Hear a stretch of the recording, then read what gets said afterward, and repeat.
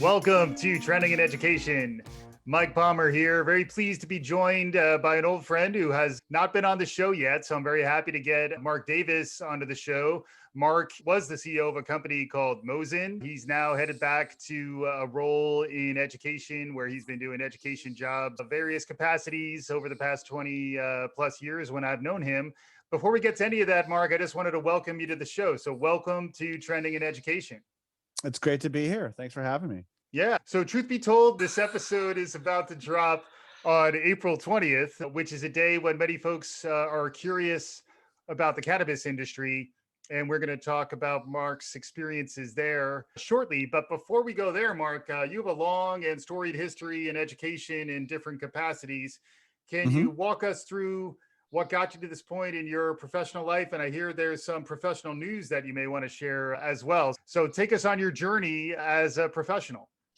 Sure. Yeah. I started actually teaching at Santa Monica High School in ninth grade humanities class because my entry point in there, and then quickly pivoted and went to work when Kaplan had acquired the SCORE Learning Centers and wanted to do some intervention after school work in LA Unified. And I started working there in 1998 and quickly pivoted running some of the same model type centers in New York and Washington Heights, and then managed a couple of schools out in Philadelphia.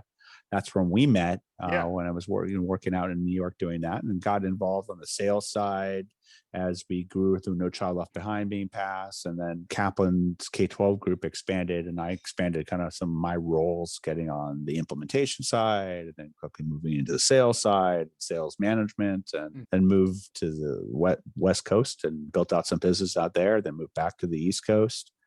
You were living the dream. You were climbing through the professional world as someone who understood education, sales, and general management, and that's gotten you places. Where from Kaplan? What was next? So I went in a couple of different for-profits and then some nonprofits. I worked for a company called Catapult Learning, Achieve 3000, and then a nonprofit, CFY, which is now Power My Learning. Great company, great program. So I learned a little bit both on the for-profit side and the not-for-profit side, but both doing services within the outside part of K-12. So not working for a district or not working in the capacity of someone in a school site management, but actually coming at it from the outside and different perspectives where you're working with teachers. So I then worked for a company called Knowledge Delivery Systems, which did a lot of professional development training for teachers. So my career has mainly been coming at the educational world and trying to help either on student side or the teacher side or the administration side from the outside. Yep. And usually doing more supplemental services, although there was a period at Kaplan we actually did write core curriculum. Mm-hmm. Yeah. So real depth of experience and specializing in K-12 and then full circle. It sounds like you're coming back into that capacity most recently, but there was a brief stint in here, 4 years worth of a stint where you launched a company called Mozen. Yes, Mozen. It means balance in Hebrew. So we were all about find your balance. And it was after we sold, and I was the interim CEO selling out the assets of Knowledge Delivery Systems, KDS, and in December of 2016, which obviously was right after the 2016 election. So you had the federal election and Trump coming in and Betsy DeVos as the Secretary of Education. And then you had the California, which was then passing full legalization, and that same election cycle. Yep. And so in California had quasi cannabis legislation for about 20 years where it was medical. Yep. But it really wasn't fully legalized. But so they went through a full legalization ballot initiative, which passed. And so as I was selling our business, and these two events politically were happening, where you had California taking kind of this leap of faith into full legalization, and you had Betsy DeVos running the Department of Education with Trump as president, it was time to start selling some weed. There was writing was on the wall, and you were perhaps anticipating a chilling effect in the educational space, and then things in California were heating up in the cannabis space, and 4 years as an entrepreneur is multiple lifetimes, and good job by you to get through the 4 years that you were able to manage, and then Mm. just recently you sold the company. Is that right? Yep. Yep. Yeah. We So just can you characterize maybe some lessons learned or some experiences there? Because one of the things that I always find interesting is looking at adjacencies to education and opportunities to take things you learn in one space and apply it somewhere else. And a lot of our listeners are trying to understand trends and things that are emerging. uh, Big picture, cannabis is a trend that is continuing to move towards broader legalization, and there are industries that are emerging around it. Any thoughts on your experiences, lessons learned? Yeah, I think part of it, like when we came at this, it was my brother and I that started this business, and it was really a brand. So it was a brand play within the cannabis space. We were a white label company. We didn't have a manufacturing license or a sales distribution license. We were limited in the amount of funds. So most of the contacts I had or he had in private equity weren't willing to get into the cannabis space. So it was a lot of friends and family money that we were raising Yeah. to build the business. And so that limitation on funds limited how deep we can go. We couldn't buy machines, and we weren't going into like actual extraction processes and farming and growing. One, we didn't have the experience in that area. Yeah. And two, the cash to compete in that area. So what we did know is sales and marketing, branding, and doing some stuff, sourcing out of China. And that's got us into building a lifestyle brand. So our goal was building this lifestyle brand that we thought that was missing within the space. Mm-hmm. That there was a lot out there, your traditional stoner brands and your Cheech and Chong vernacular, your heavy hitters, your brass knuckles, and people like really going after the heavier user, which was still driving a majority of the business. And then you had your more touchy medicinal, like trying to cure cancer and helping people with patients and cancer as a healing, the healing of the plant. And I'm just trying to get through Thanksgiving dinner with the relatives. How do I get through soccer practice? So we had very specific examples of things that, okay, like I'd love to cure cancer, and I'm not going to go sit around with a bag of Cheetos and watch Caddyshack for the fourth time. I got kids, I got a life. What about for the professionals and the people, parents and people that were running their lives? And now cannabis is in a way where, hey, they're not going to bong out in the garage and come in smelling like a Colombian sauna. They want to be able to way, but that they can still enjoy the benefits of the plant. And it's come so far in the science and technology around that and the understanding of it. But you do it in a way where they can get through their life and they're functional. And now it's a different. Hey, our biggest competitors when we went after this, we thought was pharmaceuticals, and looking at the opiate addictions and some of the other things on the pharmaceutical side. Okay, as opposed to drinking or as opposed to using pharmaceuticals, cannabis is designed now in such a way that was the play for us. And part of it then bringing back into the education was educating the consumer about that, because the consumer was not used to hearing those kind of messages. And they knew what they knew from college, they knew what they knew from whatever media about cannabis, and they didn't understand, like, hey, is there a way that we actually had two of our SKUs in our pens were dialed back in the octane, low percentages of THC mixed with a high percentage of CBD, which was a more relaxing formula. And so helping your consumer understand that, hey, we really came at it for marketing and educating people around their ailments. Are you having trouble sleeping? Are you having issues with anxiety? Do you need a little energy? Do you have issues with sex or whatever it may be? We had formulas that were designed to deal with those issues. And some were a little stronger than others. Some were a little weaker from a strength of THC, but right for the moment for what those people were looking for. Because, hey, if you're going to sit at home and crank out some spreadsheets, you need to focus. And so you needed to find a profile of formula. And we had vape pens. They were disposable vape pens. And with that, you bring in certain aspects of the plant. You also can bring in something called terpenes.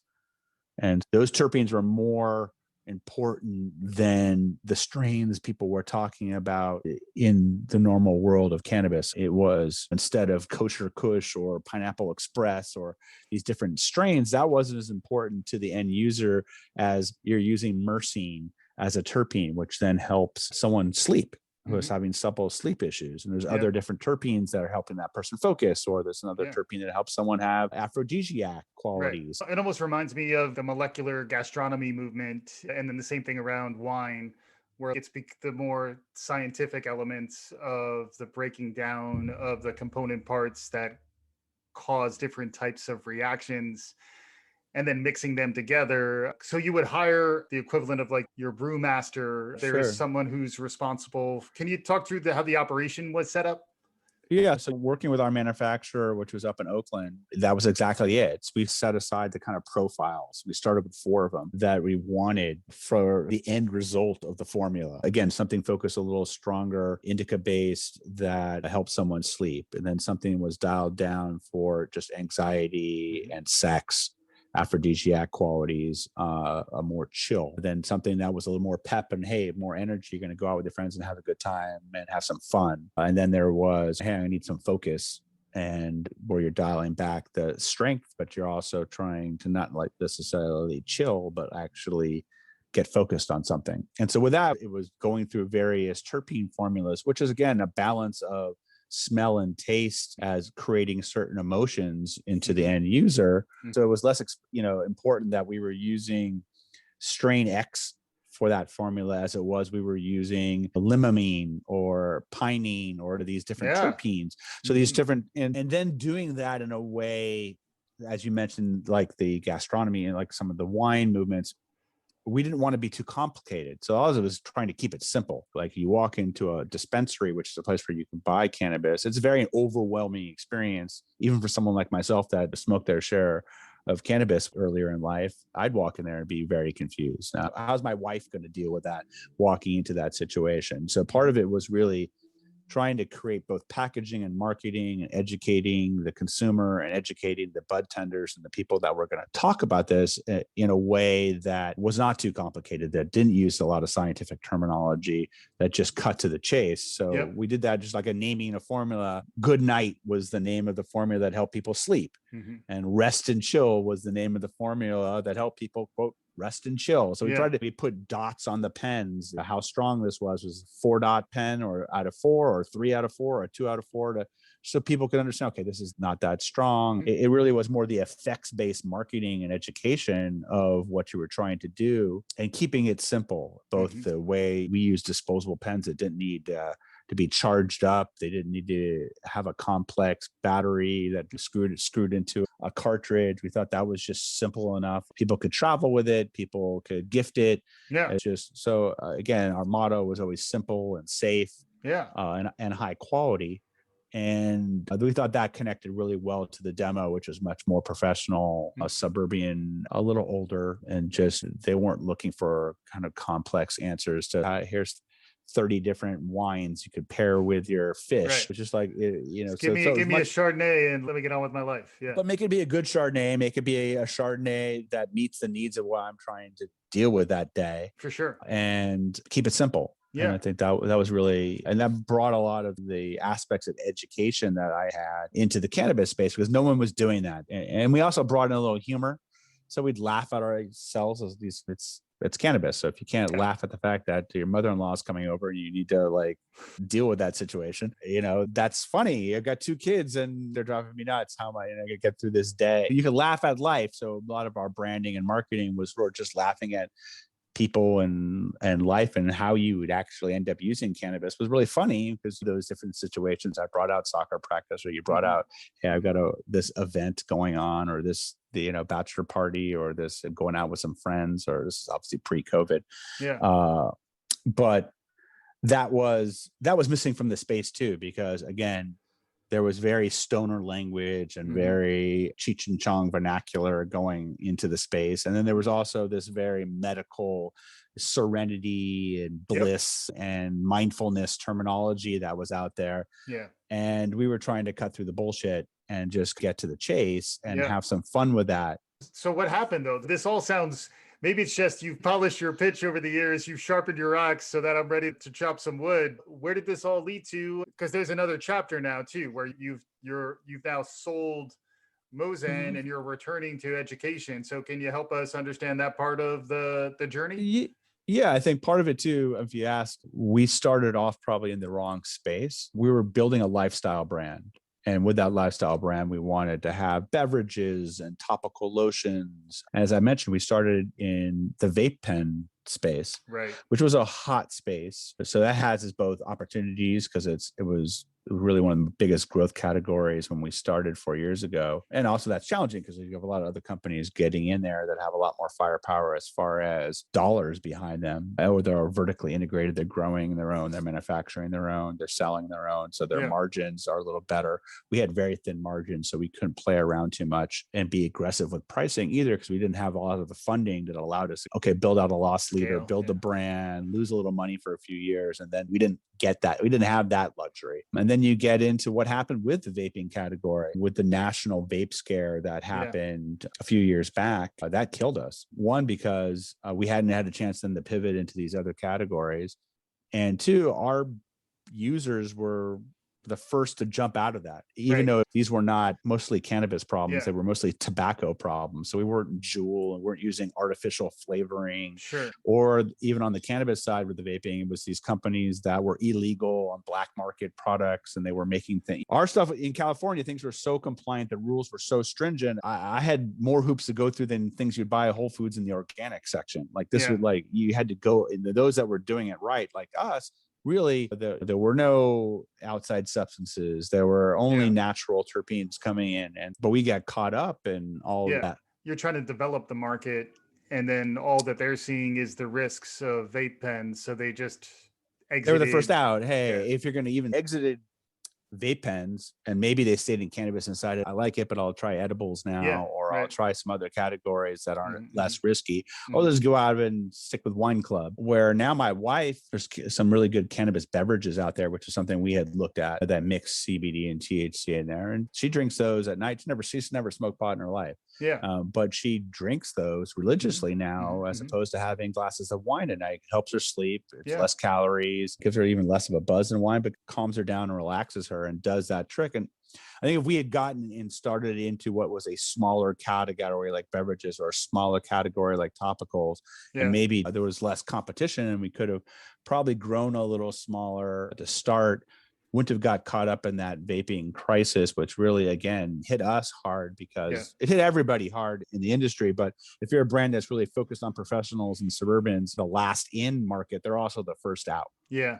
And so that was a learning experience for us, and not having the ability then to pivot and say, okay, we're a lifestyle brand that's selling vapes, but we're selling beverages and Yeah. topicals and edibles. And yeah, the vape line's going down, but the edibles is shooting up. Right. We didn't have it set up with those other three categories Mm-hmm. at that time to deal with that loss. We were just all in on that category at that moment. Yeah. Yeah. So then you got out, and then what's happening now? You've come home. It's like a homecoming. Prodigal son has returned. That Betsy DeVos is gone, and the Donald has moved on as well. Got a great new Secretary of Education, new focus on education, some new funding towards education. There's exciting times, and obviously, I'm a mission-driven person at heart.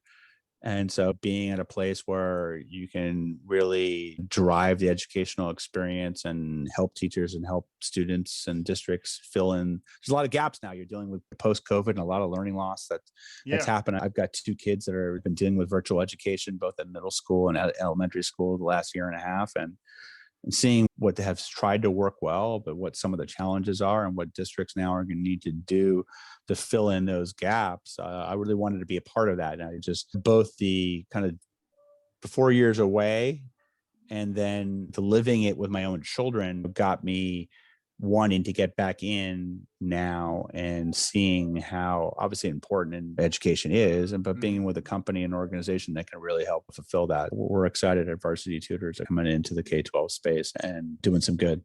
Awesome. Yeah, really good stuff. Mark, we always love to ask our guests, what else is out there in the world around you that is capturing your imagination these days? I've known you for years. You tend to be tuned into some things. Are there other trends that people should be paying attention? Are there other things happening in the world around us that are capturing your imagination you want to share with our listeners now? Yeah, I think podcasts. I mean, we're living was capturing my imagination. I think this is a great forum, and seeing how this is going as a space where the ability to have a good dialogue around a conversation that's not rushed like you would be in a certain other media situations, and have a good go in depth on different topics, and have podcasts that are maybe general in nature, or some that are more specific into a certain given area. It's a wonderful way of educating the general public and having conversations that people don't want to have, but doing so in a way that's comfortable. And seeing how that, whether I've got my kids and their friends starting podcasts, and there are podcasts for kids about issues of isolation through COVID, or things they're excited about. My kids have got a channel they do about playing knee hockey, and seeing both the YouTube channels and the podcasts, and just being able to watching children use technology to communicate with their friends, and seeing some of the benefits of it, as well as some of the challenges that it brings on. I think it's been interesting to see a little bit of both of that, because we live out in the suburbs of Los Angeles, and watching kids communicate with technology socially and interactive, which we see as a real positive, my wife and I, versus just sitting by themselves and doing something. But really, whether they're playing a video game or on a chat, or engaged in a channel type atmosphere where they're really collectively communicating and sharing information with their peers, I think has been a good connective device, especially in these times.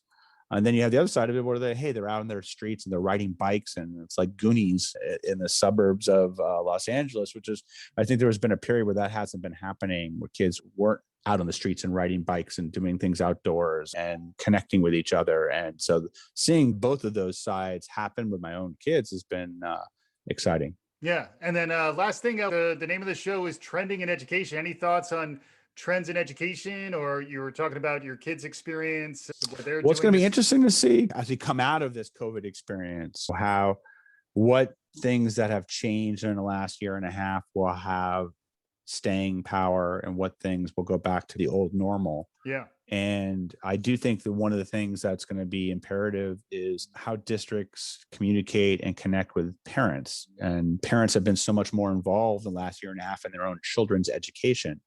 There's always been a parent teacher triangle with a student, but it's never more powerful than now, that if those districts that are getting the technology correct, that they know, that teacher knows that there's an aspect during the day that the parent or the guardian can and should be very involved in what's going on. So they need to know, because they're helping their kids, they're working with them in ways they never did before.